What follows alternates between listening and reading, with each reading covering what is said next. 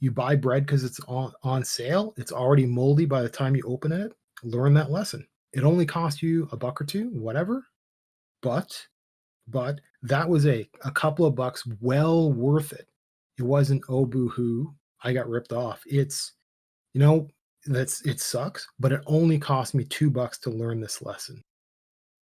And it's better to pay that couple of bucks on something dumb like that and learn that lesson for the future.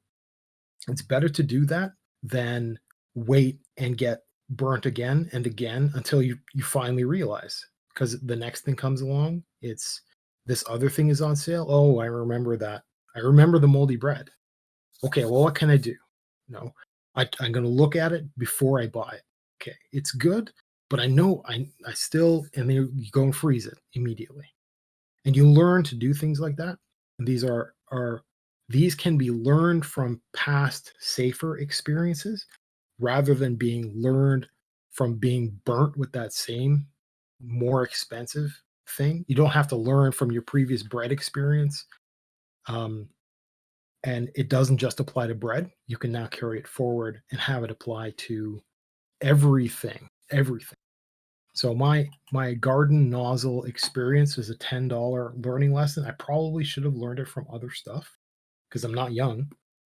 Probably should know it already. I didn't. I messed up. So it amounts to, well, now I have to remember what it is to return something on Amazon because that's a skill that I should keep sharp because I'm buying regularly from them. And I should not be afraid to go through the procedure because a person can be nervous about that and take too long or not know how to act and get ripped off by more than 10 bucks. That's for sure. Like what if I brick my phone because I try to flash it? I need to know how to game the system to explain that it doesn't work without explaining that I probably was at fault. Like, you play it like that. And it might be easy for the manufacturer to fix it or whatever the heck for it to be refurbed. It's an evil thing to do, but honestly, it's the correct way to approach this problem because this represents hundreds of dollars. And if I understand the procedure of returning something with my $10 for the life lesson, I can now apply it to hundreds of dollars and save effort, money, whatever, by keeping an important skill sharp.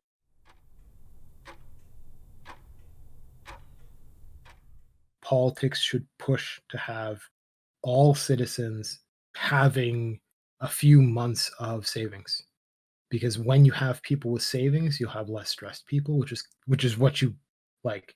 That's a measurable way for happiness. Like, I don't have to guess at how happy you are. I can look at your savings and I know that that's one stress that's been removed. I can't judge the rest of your life unless I sit down individually with you, and I certainly can't do that across an entire nation. It's just not a thing. It's not a thing.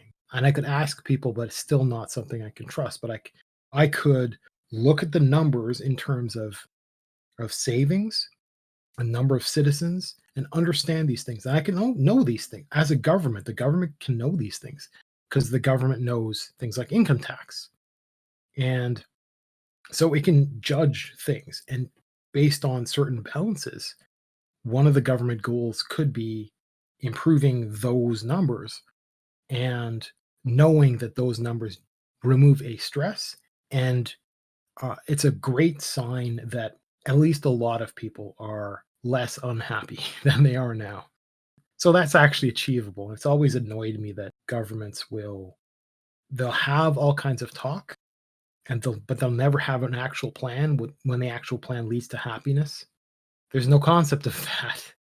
So anyway, removing food insecurity is, I think, really important for happiness for people.